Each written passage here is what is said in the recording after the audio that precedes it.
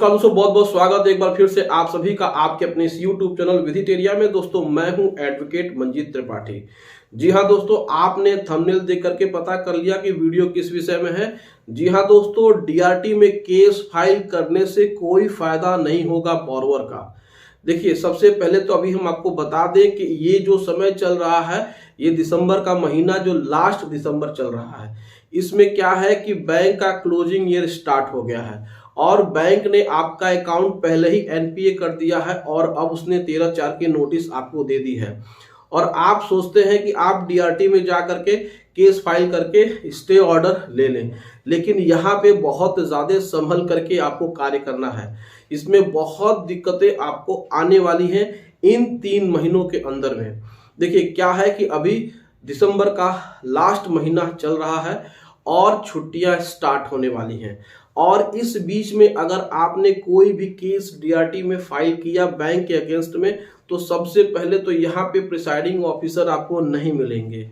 यहाँ पे जो आपकी केस लिस्टिंग होगी वो जनवरी के लास्ट में या जनवरी के मिडिल में आपको समय मिलेगा, और आपके ऊपर 13/4 की नोटिस बैंक ने पहले ही कार्रवाई कर दी है, तो यहाँ पे आपको समय नहीं मिलने वाला है।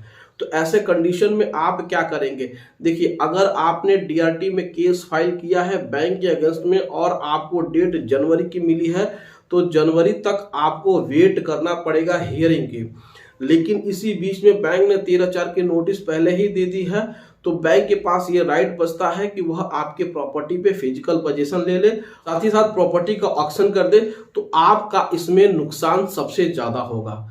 अगर बात ये भी हो जाए कि अगर दिसंबर का एक टाइम आपको मिल जाए, यानी 31 दिसंबर, तो उसमें भी बैंक नहीं आएंगे, तो बैंक इन्हीं छुट्टियों का फायदा उठा करके बोरोवर की प्रॉपर्टी को वो नीलाम कर देते हैं।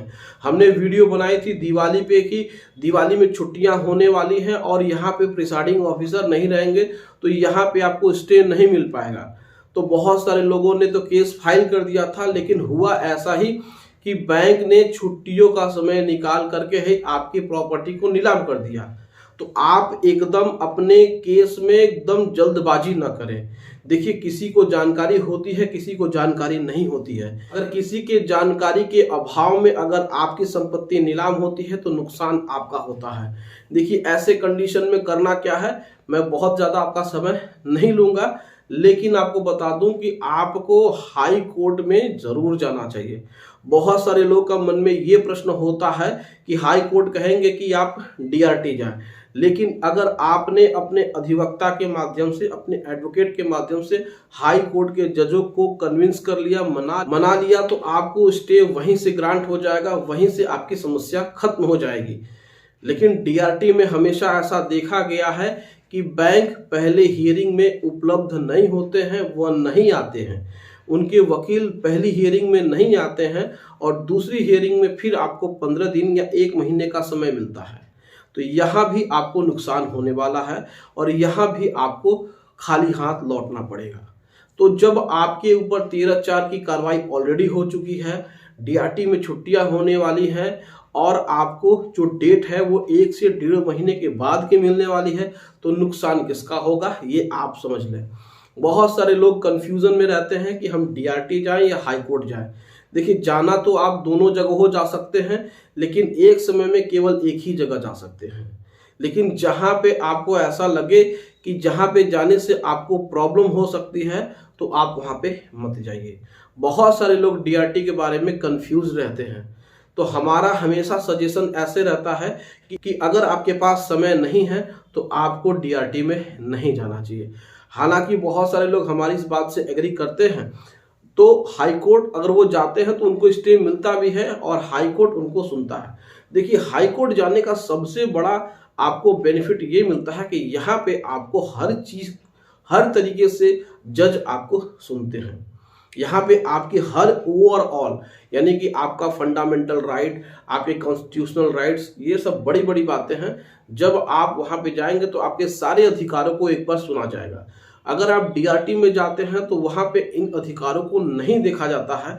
वहाँ पे तो सिर्फ यही कहा जाता है कि भाई ये पब्लिक मनी है, आपको देना है। देना तो है, लेकिन बैंक के द्वारा जो बेतहाशा आपके प्रिंसिपल अमाउंट में उन्होंने आउटस्टैंडिंग बना दी है, उस पर पेनल्टी लगा दी है, बहुत इंटरेस्ट लगा दिया है। तो जो आप नहीं दे पाएंगे उसी के लिए तो आप उनके पास रिलीफ में गए हैं, लेकिन वहां पे इस बातों की कोई सुनवाई नहीं होती है। तो जब आपके पास समय कम है तो आप डीआरटी में न जाएं, आप हाई कोर्ट में जाएं।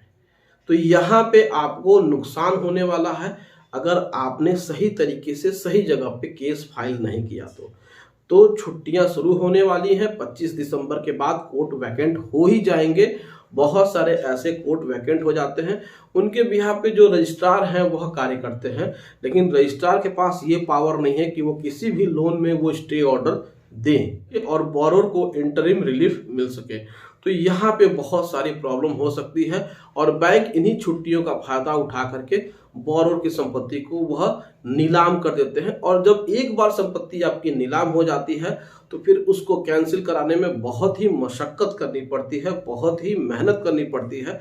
तो यहाँ पे आपको बहुत ही धैर्य से अपने प्रॉपर्टी को बचाना है और बैंक के खिलाफ कहाँ पे केस फाइल करना है ये आप सब जानते हैं। दोस्तों, हमने हमेशा यही कहा है कि डीआरटी के बजाय हाई कोर्ट।